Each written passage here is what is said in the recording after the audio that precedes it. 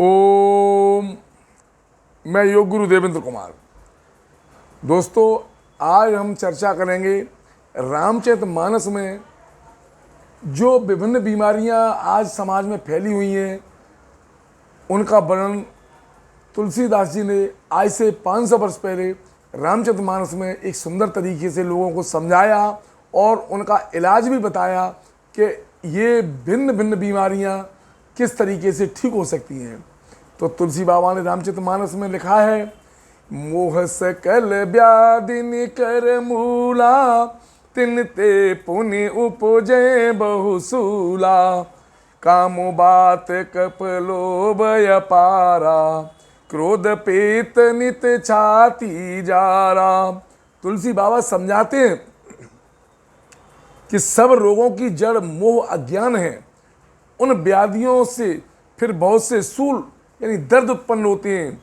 जैसे कोई कामी प्रवृत्ति का है उसको वायु संबंधी रोग लगेगा, जो लोभी प्रवृत्ति का है उसे कफ संबंधी रोग लगेगा, और जो क्रोधी स्वभाव का है उसको पित्त संबंधी रोग लगेगा, जो सदा छाती जलाता रहता है। यानी आयुर्वेद में ही इन तीनों का ही वर्णन है। कौन सा? वात, कफ और पित्त। इन तीनों से ही पूरे शरीर में इनके बढ़ने से घटने से ही बीमारियां पैदा होती हैं। प्रीति करई जो तीनों भाई, उपजय सान्य पात दुखदाई, विषय मनोरथ दुर्गम नाना, ते सब सूल नाम को जाना। तुलसी बाबा समझाते हैं, यदि ये तीनों भाई यानी वात, पित्त और कफ प्रीति कर लें यानी मिल जाए, ये तीनों ही बीमारियां यदि किसी के अंदर, ये तीनों ही प्रवृत्ति अगर अंदर आ जाएं तो क्या होगा? तो दुखदायक सान्निपात यानी असाध्य रोग लग जाएगा। अरे उसको वात, पित्त और कफ तीनों ही हो गए तो असाध्य रोग लगना ही है। तो और ये कठिनता से प्राप्त होने वाले जो विषयों के मनोरथ हैं यानी हमारी जो इच्छाएं हैं, वे ही सब स्थूल कष्टदायक रोग हैं। उनके नाम कौन जानता है? अपार अपार रोग हैं वे। ममता दादु कंडो ईर्षाई, हर्ष विषाद गरह बहुताई, पर सुख देखी जरन सोई छई, कुष्ठ दोष्टता मन कुटिलई। ममता यानी कोई ममता अधिक किसी चीज से करता है उसको दाद जैसा रोग लग जाता है, और जो किसी से ईर्ष्या रखता है उसको खुजली रोग लग जाता है, और जो हर्ष विषाद किसी के प्रति रखता है उसको गले की अधिकता यानी गंड रोग और कंठमाला या घेंगा नामक रोग हो जाता है। पराय सुख को देखकर जो जलता है उसको क्षय यानी टीबी रोग हो जाता है, और जो दुष्ट प्रवृत्ति के हैं और मन की जिनके अंदर कुटिलता दूसरे के प्रति है उनको कोढ़ हो जाता है, कुष्ठ रोग हो जाता है। अहंकार अति दुखद डमरुआ, दंभ कपट मदमान नहरुआ, तृष्णा उदर वृद्धि अति भारी, त्रिविधि ईसना तरुण तिजारी। तुलसी बाबा आगे समझाते हैं कि अहंकार, जो अहंकारी स्वभाव के लोग हैं उनको डमरू गांठ वाला रोग हो जाता है, जैसे ब्रेन ट्यूमर, गले में ट्यूमर, विभिन्न तरह के ट्यूमर, गांठ के रोग। और जो दम्भी अभिमानी स्वभाव के हैं, कपटी हैं, मद और मान जो अधिक चाहते हैं उनको नहरुआ यानी नसों का रोग हो जाता है। उनकी नसों में विभिन्न प्रकार की बीमारियां पैदा हो जाती हैं।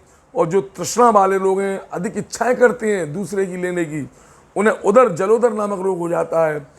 और जिनको मान की अधिक इच्छा है, अगर कोई थोड़ा सा कहीं अपमान हो जाए तो उसको वो सहन नहीं कर पाती, उनको भविष्य में तिजारी नामक रोग हो जाता है। जोग विदित ज्वर मत्सर या विवेका, कहाँ लगी कहो कुरोग अनेका। मत्सर और अविवेक दो प्रकार के ज्वर हैं। इस प्रकार अनेकों बुरे रोग हैं जिन्हें कहाँ तक कहूँ। तुलसी बाबा कहती हैं, एक व्याधि बस नर मरही, ये असाध्य बहु व्याधि, और पीड़े संतत जीव कहूँ, सो कि मिलहे समाधि। एक ही रोग के बस होकर मनुष्य मर जाते हैं, फिर ये तो बहुत से असाध्य रोग हैं। ये जीव को निरंतर कष्ट देते रहते हैं। ऐसी दशा में वह समाधि को कैसे प्राप्त करे?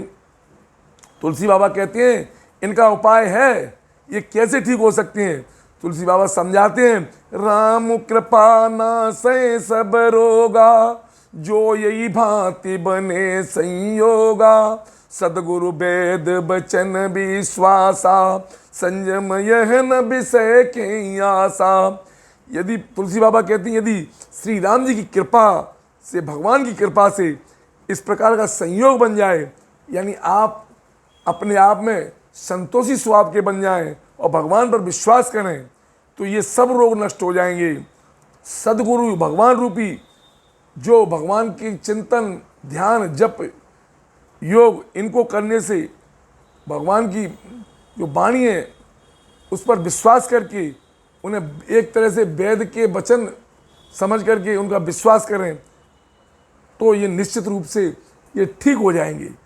रघुपति भगति सजीवन मूरी, अनुपान श्रद्धा मति पूरी, यही विधि भले सो रोग नसाई, नहीं त जतन कोट नहीं जाई। भगवान की, श्री रघुनाथ जी की भक्ति सजीवनी जड़ी के समान है।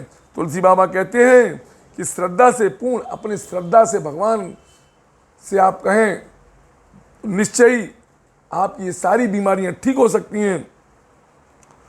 और इस प्रकार ये अगर संयोग बन जाए तो ये रोग निश्चित रूप से नष्ट हो जाएंगे, अन्यथा कोई भी उपाय नहीं है। बोल श्याम रामचंद्र की जय, तुलसी बाबा की जय, हनुमान जी महाराज की जय।